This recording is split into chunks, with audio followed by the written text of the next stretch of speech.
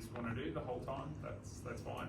And then after the ceremony, I'll move this out of the way. We can take photos in front of flags, and Good. There's a nice poster board outside, and whichever flags that you'd like to do. Good morning, and welcome to the enlistment ceremony for our future ADF members. My name is Warrant Officer Class 2 Adam Rowley, and I'm the Specialist Recruiter for Indigenous in Newcastle. So first off, I'd like to acknowledge the Awabakal people, who are the traditional custodians of the land in which we are meeting, and pay my respects to the elders of the Awabakal Nation, both past and present. I extend this respect to all First Nations people present, and acknowledge the important role First Nations people continue to play within the community and in the Australian Defence Force. I'll begin this morning by offering some words of advice before the enlistees swear their allegiance to the King by taking the oath and affirmation. They will then be presented with their certificates. To our newest members of the Australian Defence Force, welcome. You are now becoming a part of a community of friends and colleagues that will endure well beyond your time in uniform. You have chosen to become part of a service where we take your well-being and your professional and personal development very seriously. Over the next few months, we will help you to make the necessary adjustments to military life, and for most of you, this will be a dramatic change, but one that will be enjoyable and rewarding if you approach it with a positive attitude and dedication. Some of you have joined the service with your eyes set on a long-term career, while some of you will only stay in for a short while.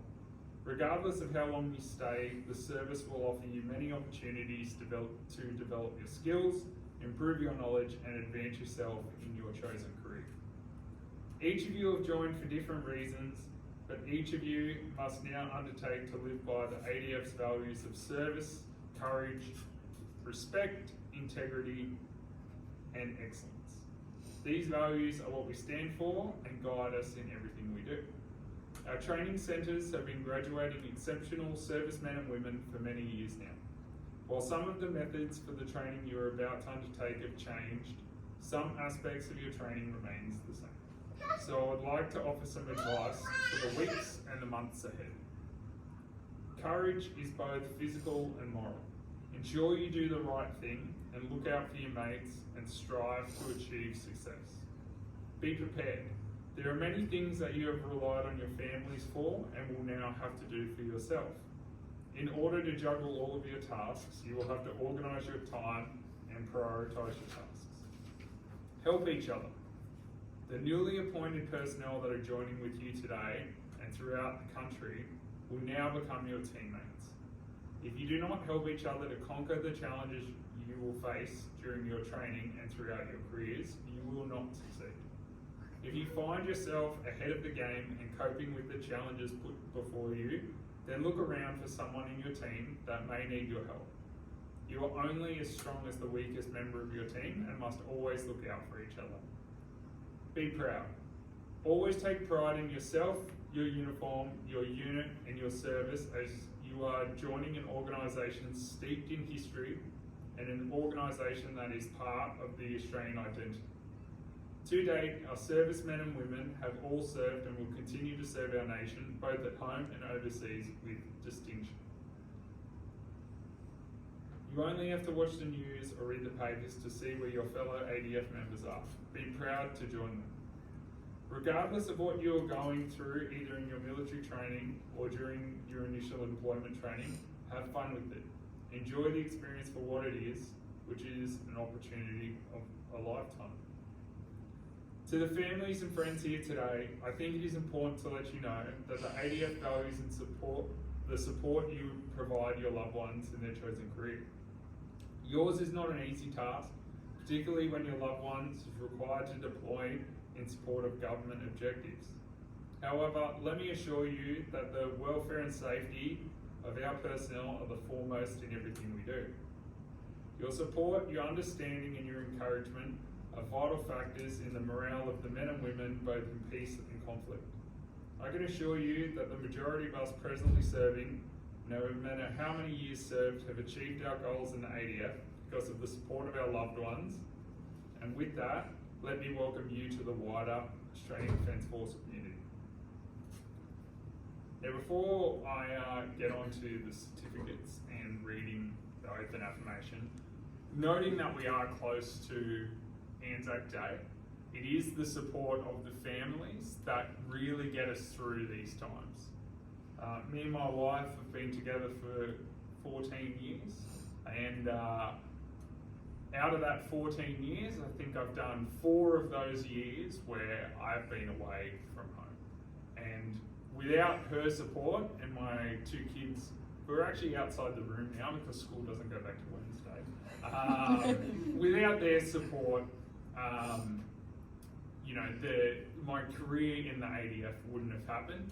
And it was those early times before I was with my wife that the support of my mum and dad really got me through to the next step, and definitely through Kapuka, and then through the School of Infantry, and then onwards to the career that I've had today. Anzac Day is a really special time. It's one of those times where the public are very thankful for the ADF, which we don't get all the time. So really embrace your first Anzac Day in service and really enjoy your time down at Kapuka. Though it'll be your first day down at Kapuka, so expect to get yelled at. To the newest members of the service, I urge you to do your best and be the best in everything you do. I encourage you to be proud of the service you are joining today, and on behalf of DFR Newcastle, I wish you each well in your careers. In accordance with Defence tradition, it is now time for the enlistees to pledge their allegiance to the nation. Enlistees, attention. Enlistees taking the oath, raise your right hand.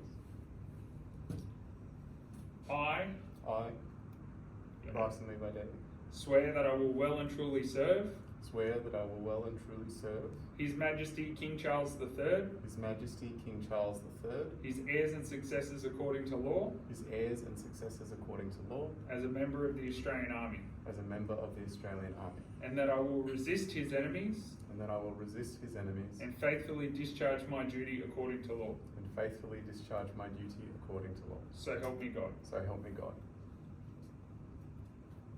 Enlistees taking the affirmation, raise your right hand. I'm Patrick Allen O'Connor.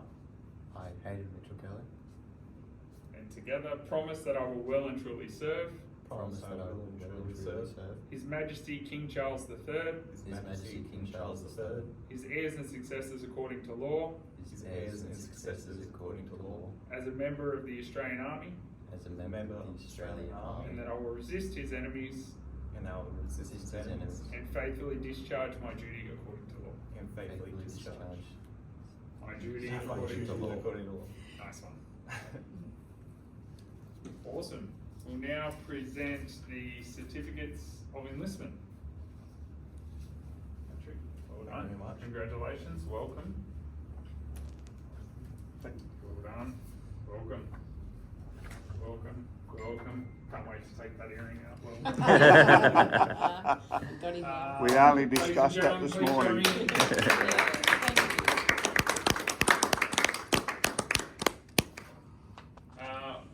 I'll get you to be standing if you could.